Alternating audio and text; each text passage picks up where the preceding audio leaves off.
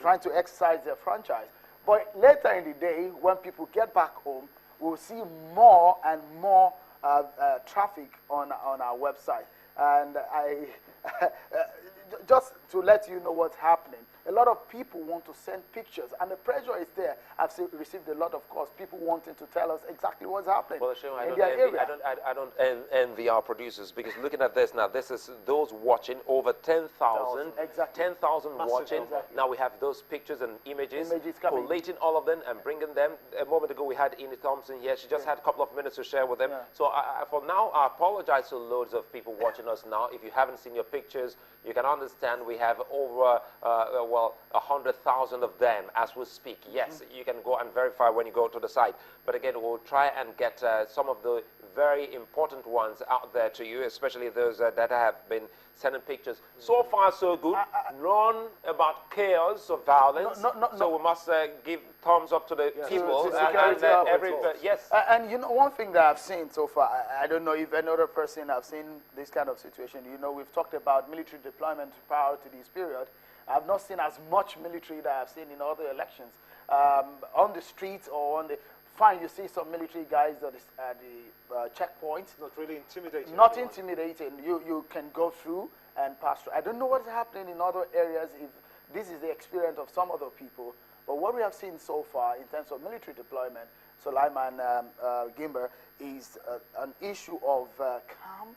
Everybody going about their business. Let's talk about your experience. You started off the day by going out there on the field. You have seen a whole lot, and you were able to make it record time back to the studios because of the free flow of traffic, as you highlighted. Tell us more of what you saw. We'll back that up with the visuals you brought in to the studio. Yeah, it's pretty interesting. You know, Lagos is a hub. You want to talk about any issue concerning democratic process here in the history of Nigeria's democracy. Lagos has always been the place where everybody wants to know what is happening. And over 5 million registered voters here, and over 3 million PVCs collected in Lagos means a whole lot to the over 60 million registered voters in Nigeria. And so what we have seen so far is that, you know, Lagosians are always very apprehensive. They want to get things done fast and rapidly. But a lot of times, in fact, at their backyard here, INEC officials didn't arrive here until after 11 o'clock. So there's been some logistics problem in terms of getting INEC ad hoc officials on the ground in a lot of places. We've heard about issues in Magodo area, about logistic issue. We've heard issues in Lekki, part of Lekki. We had issues about Foreshore North. These are some of the areas where people have raised concern about. And you have a report, a special one on that is coming on all of these issues. Let's see. Let's to go back to our producers, if we can quickly see the report Sheon came up with on these information he's just shared with us. Let me give you just an idea of some of the things that is going on here. Some of the ad hoc officials, what they are doing here is to sort themselves out, and we will just go in, try to maneuver our way inside this place just so that you can get a sense of what is happening. If you permit us, it's going to be very rough because people are really ready to vote, and what we are seeing right now is that Nigerians are really, really, really enthusiastic about this process. From the elderly to the young, all of them are saying one thing: they really want to vote. But let's see what is really happening here in this room. It looks so much that we'll be having about 4 units here, one to my left here, and of course, one in my background here. And what they are doing is that one after the other, the voters will come, and the process has commenced, and they will get accredited. That's what is going on. It has commenced in earnest, though it came late, but then honestly they've commenced. An old man, the young, the youth, the women, the elderly, the feeble, all of them are here today. And one thing is on their lips: they really want to cast their vote. And it's here at the Onibongo Town Hall in Onibongo area of Ikeja area in Lagos. Tell us more about this particular area you went to.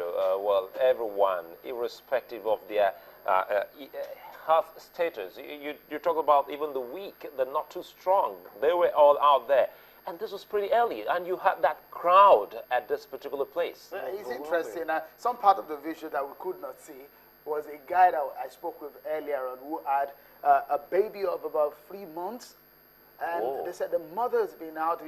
The mother is an essential service provider, so the mother's been out. So the man was he's babysitting and he brought the baby out on the polling center. That was very interesting to me. I said, why would you want to do this? He said, look, I want to vote. And the guy's been there for several hours. A lot of the aged and the elderly, the feeble, the weak, I saw them sitting at the pavement. This gives you a sense that a lot of people want this to work out. Exactly. Nigerians want to participate. Don't forget that a lot of people have said, Sulai, 3-4 years ago, 2015 is going to be key for Nigeria. It's a moment of history in this country. At a re-election or a change in government, Nigerians want to be part of this. And how can they be part of this? You know, a lot of things has happened. The issue of PVC came, it was very controversial. The issue of the biometrics came, it was a very big issue. The issue of card readers came, it was a very big issue. All of this controversy, just imagine you've been part of all of this controversy, and at the end of the day, the D-Day came.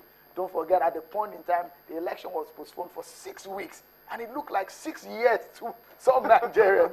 And at the end of the day, you can just imagine, perhaps you've been waiting. I remember when you turned 40, Sulaiman, it looked so long, so long a year. And when it came... You didn't just say that. it looked so long, and it eventually came. It's like a dream come. It's magical to a lot of Nigerians. And you can almost touch their feelings. You almost touch their emotions. And that's the kind of feeling I got there. A lot of people are passionate. And that's what we saw when a lot of people are agitated and they almost want to go into fisticuffs and saying, it's my turn, I've been here since morning, I've got to go through, wait for your turn, and all of these kind of things. You cannot take it away from the process. That goes more to crystallize what Mr. President said. Everybody will have a turn. Be patient, be resilient, as we have known our Nigerian people to be, and at some point everybody will go through this process to the end, and we have the results coming in. Very yes, of course. You know, the thing that has been a major challenge in this exercise, don't forget that we are almost reaching the hour when the accreditation exercise, right, we're counting down now, in another 3 minutes or so, officially, accreditation will stop. And so when that happens, we're looking into the voting hour. So when the voting starts, then the accreditation issue is, we'll put it behind us.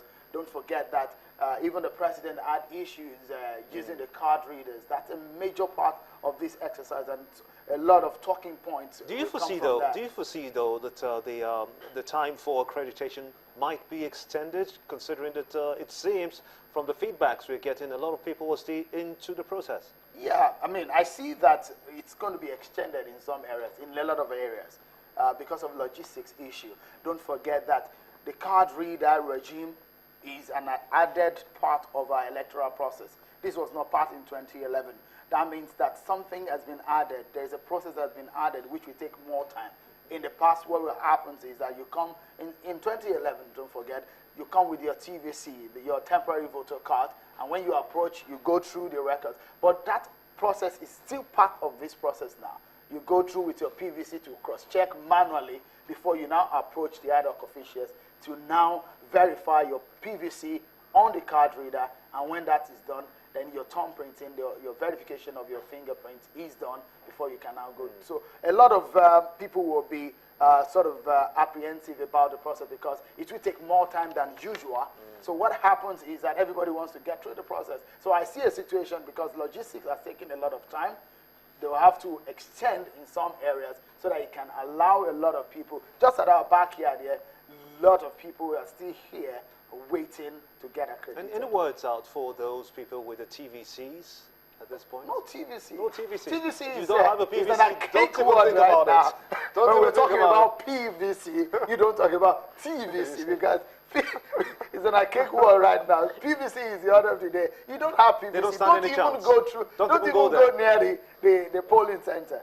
Well, I like that one there. Well, it's in the dustbin, as you put it down. So you have TVC is right there in the dustbin. It's not acceptable in the It's not at all.